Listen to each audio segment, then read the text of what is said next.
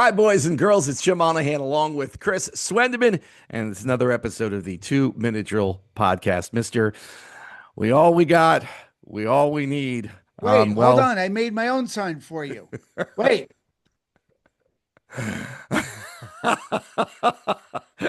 only part of it's showing up.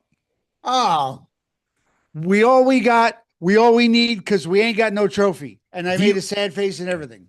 I wonder if the New England Patriots offensive line missed the plane home because they certainly missed every assignment in last night's game. Well, you know how they make up names for when units get really good. Like Seattle used to have, the Legion of Boom, Sure. and they have their defensive line. They're going to call the Patriots offensive line the Turnstiles. It was bad yesterday. It was bad. Ooh, yikes. I mean, listen, protect Drake May at all costs because my goodness, I mean, he had no time to even react. I mean, he just had one defender after another coming after him, and I mean, it wasn't even close. And here's the crazy thing about it. For the most part, it was a four-man rush. Right. Yep. And the Pats line had nothing. They had nothing against those four guys. Occasionally, somebody's Right. blitzing. I get it. But, I'm thinking, well, can't McDaniels dream something up here to spice the offense up? But when your quarterback literally has zero time and he can't find guys who are open, and if he does find somebody open, he's either over or under throwing them, or he's throwing it to a guy in The the other, other right. jersey. Yeah. And I mean, the combination of strength and size is scary when you see how fast those guys, and they were just monsters on that defensive line. They were just abusing. I mean, and New England's got a sizable front line, but they were just no match because the speed, they just got around them every which way possible. I couldn't believe some of the plays. They were just making them look like kids. And in the Patriots' defense, their defense was very good. Obviously Christian Absolutely. Gonzalez kept the game from Amazing. being, 9-0. It could easily have been 21-0. But they hounded and hounded Sam Darnold Yep. most of the game. Darnold made a couple of plays. They get a few field goals, and we don't even get a touchdown until the fourth quarter, at which point the game was still. Once the Patriots scored that touchdown, you're thinking, hey, maybe May has started to find his footing a little bit because for the most part, he looked like exactly what he is, a very young quarterback. His second year, and all Yep. of a sudden he's in the biggest game of his career, the Yeah. pinnacle of the profession. I He looked deer in the headlights a lot of times. But we were talking before we came on. I mean, that one touchdown pass he threw, though, oh my goodness, that gives you window of hope to say that, listen, if you give this kid time, he's going to figure it out because that pass he dropped into Matt Collins's hands where no one else could get it for the touchdown.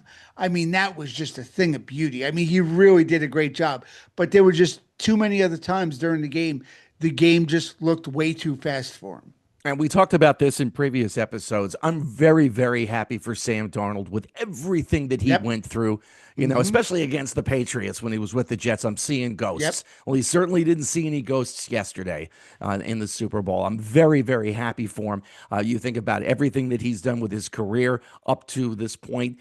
14-3 with the Vikings, and like, see ya. Okay, fine. I'll take another team to the Super Bowl.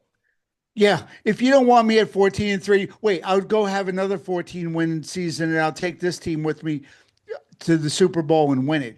I mean, what an amazing redemption story. Went to two organizations that just didn't have, their proverbial crap together, couldn't get him into the right system, didn't know what to do with him, couldn't utilize his skills the right way, couldn't get a good support team under him.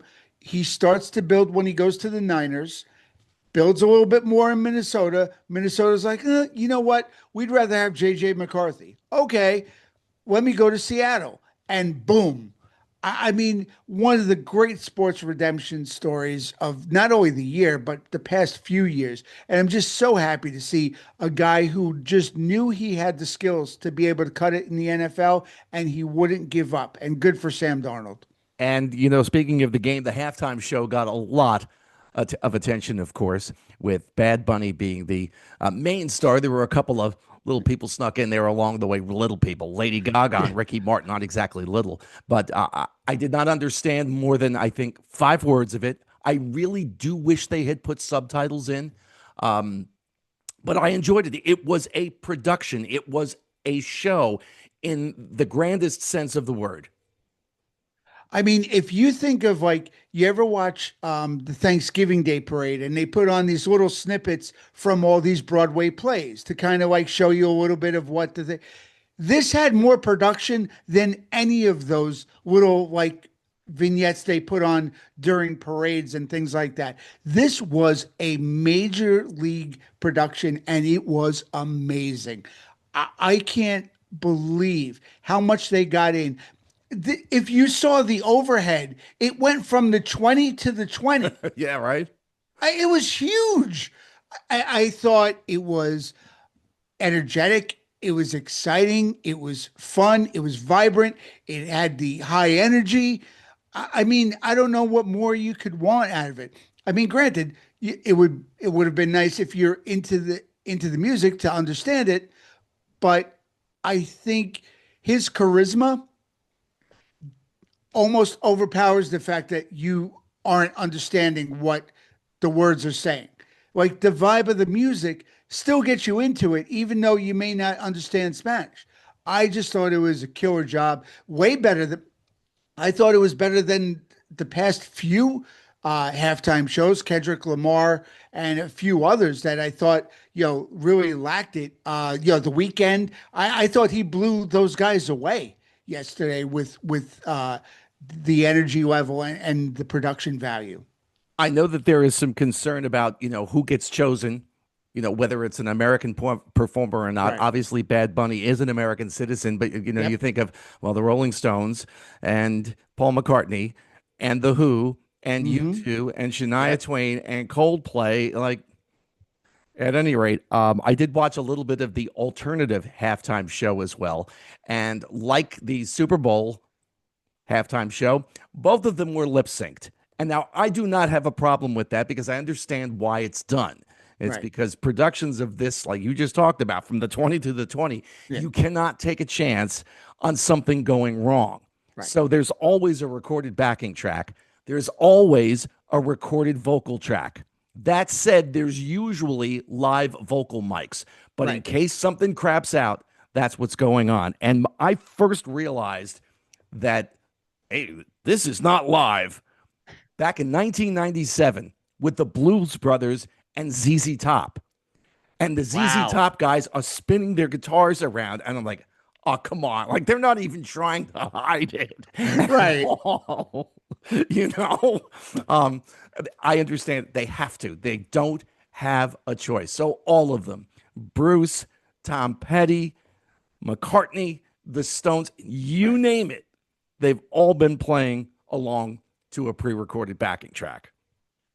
Well, I will say this. I'm going to make my gripe about the main halftime show. And I will say this. Out of everything I loved about it, Lady Gaga is a force, by the way. She could do anything. She could amazingly play with Metallica, and then she could perform with Bad Bunny. And neither one is anything other than top notch. But I will say this, my one complaint, you have Ricky Martin on a high energy show and no living La Vida Loca. Come on. Bad job, guys. Bad job. I mean, you had one job, Ricky Martin, and you didn't even get a little snippet of it in there, just a little something. It was such a high energy show, and I felt like Ricky Martin like slowed it down almost. And I'm like, wait, like a little. I was like waiting for it, like to hear that beat, and no, it never happened. I'm like, maybe he wants to get away with it, but I was very surprised that it wasn't in there somehow. If you were going to have him, like, how do you not have that as part of it? But I don't know. The other Way main above my pay grade. The other main thing that's been going on in sports, of course, the Olympics, Hmm. and one of the highlights, if you will, or lowlights, highlight being the attempted comeback, and the lowlight, what happened. And I'm speaking about Lindsey Vonn, Yep. who was injured and then required surgery for a broken leg. And I looked at the amount of injuries, Chris, that she's had over the years. The Oh, it's a fact that litany. she was even remotely close to Right. competing this year is a testament to her inner drive. Absolutely. And while I really am in awe of what an amazing athlete and her drive to be part of the Olympics and part of Team USA, I think after the first injury in this Olympics, I think she should have stepped aside. I really do because she's she's tasted this. She's been there. She's been in numerous Olympics, and I mean, listen, no one's ever going to question whether she wants to be an Olympian and part of Team USA. We get it, but at some point, and it just went to prove, unfortunately, she did get injured again. That maybe there was somebody waiting in the wings that they could have replaced her with. That maybe would have got their first shot. I just think it I hate using the word selfish, but I feel like it. Well, I know this might be her last shot, and probably is, but you're hurting the team more than helping it at this point. A valiant effort, but I just think after the first injury, it was time to say, you know what? It's unfortunate. I wish this didn't happen, but maybe it's time for me to sit this one out. She put a very emotional post on her Instagram saying that while Sunday did not end the way I had hoped, and despite the intense physical pain it caused, I have no regrets. Standing in the starting gate yesterday, meaning Sunday, Right. was an incredible feeling that I will never forget. Knowing I stood there, having a chance to win, was a victory in and of itself. I also knew that racing was a risk. It always was and always will be an incredibly dangerous sport. And similar to ski racing, we take risks in life. We dream, we love, we jump, and sometimes we fail. Sometimes our hearts are broken. Sometimes we don't achieve the dreams we know we could have. But that is also the beauty of life. We can try. I tried, I dreamt, I jumped. I hope you take away and if you take away anything from my journey, it's that you all have the courage to dare greatly. Life is too short not to take chances on yourself because the only failure in life is not trying. I believe in you just as you believed in me. And I think that summed Wow. up exactly what she was going through as she put it together. And I understand your point. Maybe she should have stepped aside, but you get to that elite status, Chris, and it's Right. it's hard to say goodbye. Pitchers will tell you, the hitters will let me know when it's time to go. But you Right. think of how many guys hang on. I don't know if you're young enough, old enough rather, to remember Willie Mays at the end of his career. I mean, it was well past his prime. Brady knew when it was time. Right. I've given it all I can, but there are guys who hang on, and you think, boy, what's he doing here? Well, have you ever seen one of my favorite baseball movies out of the litany of sports movies that I love? It's kind of an underrated one because of the other movies he's done in sports. Kevin Costner and For the Love of the Game. Oh, absolutely. He's basically an old pitcher that's starting, to realize that, Father Time's catching up with him and he's on the mound. And I mean, he's having talks with the man upstairs. Just give me one more pitch. I know I Just give told me you one. I never would bring you into this, but if you can get me through the pain of this, yeah, definitely. It's one of the most amazing movies because it doesn't go from that like young player. It goes from the guy who's just hoping he can hang on for one more pitch, for one more batter. And if you've never seen it, it's a great movie that explains a lot of the similar things with Lindsey Vonn. I may have told you this story before. Tom House tells this story. Tom House, longtime pitching coach at the major league level. Nolan Ryan is in the bullpen. preparing for a start, and House is his pitching coach, and Ryan's going through the routine, and he looks at House and he says, I've got nothing. I have absolutely nothing today. Wow. Nolan Ryan went out and pitched his last career no-hitter that day. Because of course he did. Because of course but he's in the, it's that story Unbelievable. right there. Like, he had nothing in the bullpen. Let's stay on the baseball track. The Mets have quietly done a couple of nice things. I think they've shored up the pitching rotation. Mets fans are still probably stung by the loss of the polar bear, but they've made some very nice moves with still more time to come. As much as I really loathe to admit it, because I never want to give the Mets credit for anything, they really have. I mean, the Bichette signing, I think, was a smart move. You know, getting Freddie Peralta, genius for a team that was really in need of pitching. And they've done some quiet moves. And we were just talking before we got on about the Mets signing Craig Kimbrell to a minor league deal. I think for a bullpen that could use an arm, Kimbrell is not done yet. And I think he may be an interesting piece to that bullpen as well. Luke Weaver, another arm for the bullpen. This is good. Devin Williams. They really had a very quietly good offseason, and I think they are going to really give a strong run in the NL East for sure. My Yankees, yeah, I'm just like that gritting teeth emoji, and like I don't know where we're going to go yet, because I guess we are running it back, but we're not running it back. If Well, you you ask can Brian sum up the Cashman. Yankees offseason so far, for the most part, in one word: hope. I hope Garrett Cole is healthy. You hope Rodon is able to come back healthy. You hope Anthony Volpe's fixed. You hope. Hope is Mhm. not a strategy. No, it's not.